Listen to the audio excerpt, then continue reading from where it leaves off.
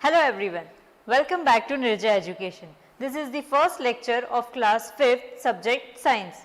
Today we are going to discuss about reproduction of plants. This is your first chapter. Dear children, why do we need to study about reproduction? Why it is so important? Because all living organisms, they produce their young ones during their lifetime so that their species may not die. Now we will see the definition of reproduction. So what is the meaning of reproduction? It is the process by which living organisms produce new organisms of the same kind. I will repeat it once again. The process by which living organisms produce new organisms of their same kind is known as reproduction. Yes, dear children, there are many different type of plants in this world, right? They are categorized in two categories. One is flowering plants and the another is non-flowering plants.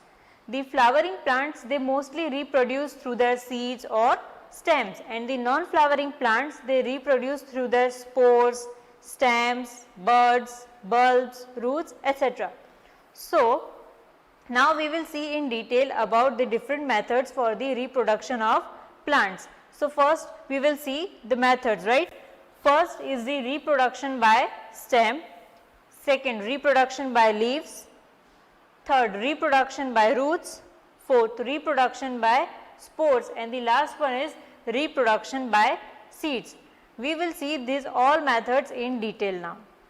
First one is the reproduction from stem. The examples are potato, ginger, rose, sugarcane. These all are the examples for reproduction from stem. Dear children, you can do one experiment by your own. If you will have a potato with bud, you can take that potato, just put it in the soil, and that potato after few days will grow into a new plant. You can see the image of potato with a bud. Yes, you have to take this type of potato. Next, even the rose plant, that can also be grown through its stems. You can take one small section of its stem, and if you will put it in the soil, then after some days you will observe that few tiny shoots are coming from those stems. Then another example is ginger. Yes, you can also take a ginger with a bud and you can plant it in the soil, and that will give rise to a new plant. Dear children, potato and ginger, it is the form of a stem. Yes, itself is a stem.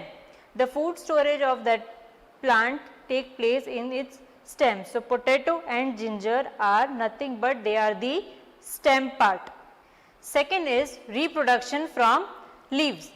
You can observe this in the mature leaf of a bryophyllum plant. Bryophyllum is a succulent plant in which the leaves are very thick and fleshy. ये जो plant है उसकी leaves बहुत ही thick और fleshy होते हैं. This plant is similar to cactus. Yes.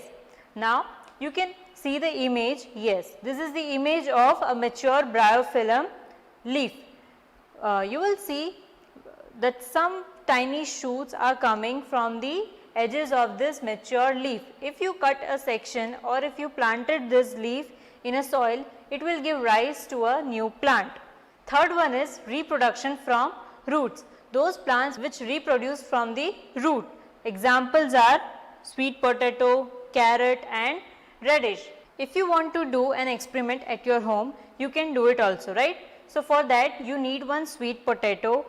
Take one bottle or a container filled with water and keep that sweet potato in it. Half of its part should be outside and half of the part should be in the container which is filled with water. After few days you will observe tiny shoots are coming from the sweet potato. You can see in this image. Yes, like this only you have to do this experiment, and you can observe the tiny shoots coming out from the sweet potato. And later these tiny shoots will grow into new plants. Fourth one is reproduction from spores. So what is spore? Spore is a tiny seed like structure. Okay, it is similar to seed only. This can be observed in a fern plant. You can see the image over here. This is the fern leaf. you can observe small green color spots which are underside of the leaf. Later these green spots will become brownish black in color, and after some time they will fall on the soil and it will give rise to a new plant. Fifth one is reproduction from seeds. Most of the plants, they reproduce through the seeds. So before that we have to first see the structure of seed. So here I made the structure. These all are the main parts of the seed. Here you can see this is the seed coat. The outer covering you can see, this is the seed coat. It provides protection to the seed. Then you can see this tiny structure inside this seed, right? So the upper part, this is known as plumule, and this lower part, it is known as radicle. Plumule give rise to shoots and this radicle gives rise to the roots.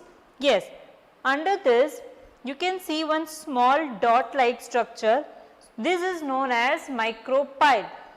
It is a small hole like structure in this seed. Through this micropyle the water can insert into the seed. Then this part, the remaining part, this is known as cotyledon. Yes, there are different type of seeds. Some of the seeds they have 2 cotyledons and some of the seeds they have 1 cotyledon. The food stored in this cotyledon, which is very useful for the growth of the plant. So this is the structure of seed, and these all are the main parts of the seed. Seeds like grams, beans, peas, these all they have 2 cotyledons, and seeds like wheat, rice, maize, these all having 1 cotyledon. Dear children, reproduction of seeds occur only when the seed will germinate, right?